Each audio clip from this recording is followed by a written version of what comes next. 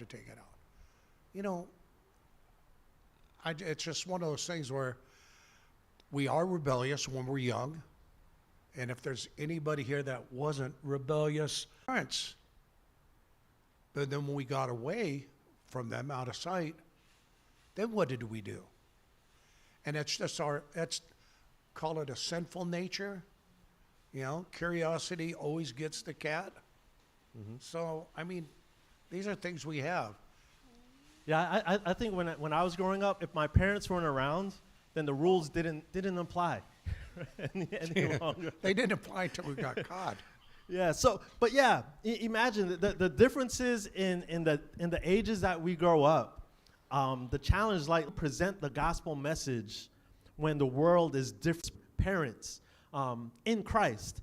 How does this essential Christian idea of family life and relationship apply to our social context or cultures? Could there be some drawbacks or difficulties?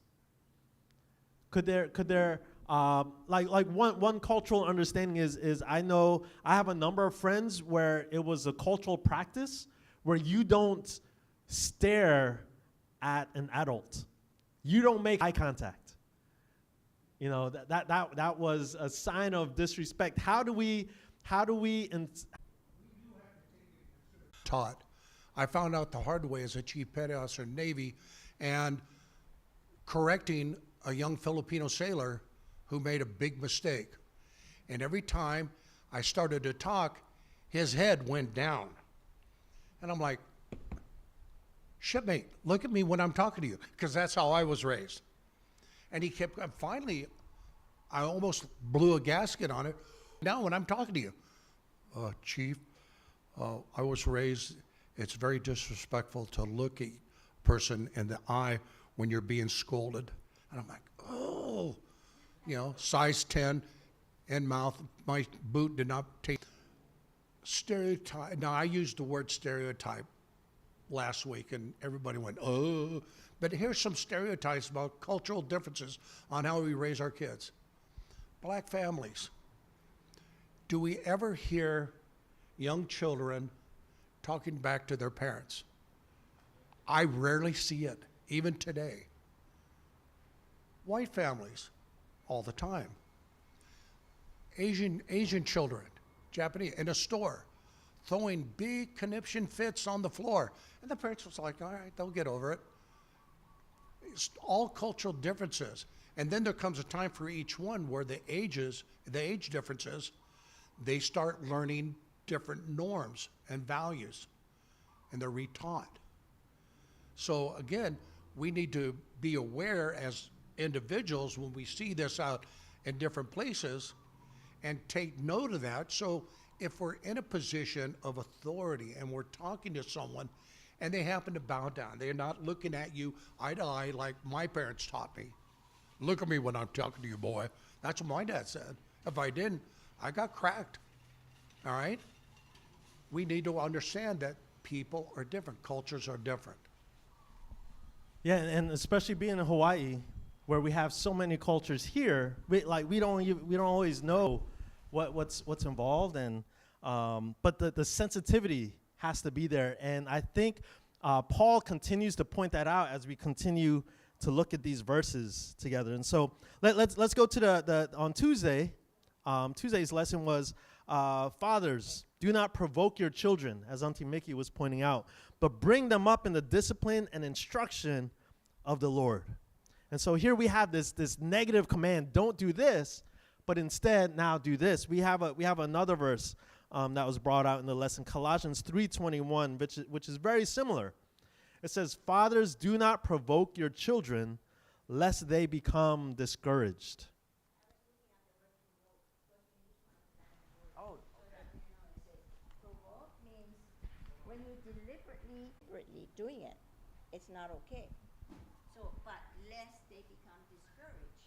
Okay, lest they become discouraged. I think children know when you're provoking. But if you talk nice to them, you know, they'll be okay. You know, I mean, I learned that in school. I deal with kids every day. Yeah. Yeah, and you brought up lest they be. Then what are you trying to do on the flip side of that?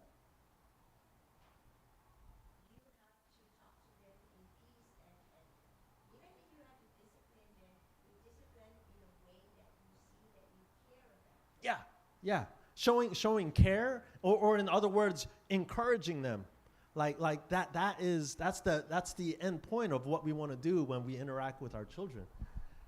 And that particular verse in my Bible, which is modern English, I thought was interesting. It says, "Fathers, do not nag your children. If you are too hard to please, they may want to stop trying." I thought that was an interesting translation of that particular verse. I quoted the word nag. That's why then Solomon says about men, they don't like nagging wives, right? They said, I'd rather be sitting on the roof of my house than living with It's different. It's not saying don't correct them, don't mention what's been wrong, don't avoid fixing the situation. But there's a difference between wanting to fix and build something and nagging or provoking, like deliberately, or hindrance. Yeah, and so, but what is the difference? What are some of the differences between what parents are able to do today and what parents were used to be able to do? Like earlier, Auntie, you mentioned, killing a child, severely punishing them. What are some differences that we have today? Kids can divorce their parents. They can leave them. Just by somebody at school look at him and saying, "You've been abused." This happened to a good friend of mine. His kid was in school, and he had this kid that was picking on him. And if you know what Indian burns were, they give him all that, but he didn't want to report it. So the child welfare people came out and wanted to take the kid away from his parents, and it wasn't the parents that did it. They don't have any use for child services anymore, by the way. Yeah, and so it almost puts, I don't want to say it puts power into the children's hands. They couldn't say, "Hey, I'm going to tell on you because of what you're doing." It was all acceptable. And so imagine when a parent hears now these instructions in which they hold all the power, they can use as much force as they would as they want, and now they're being told to think differently, like to not provoke children, to not provoke.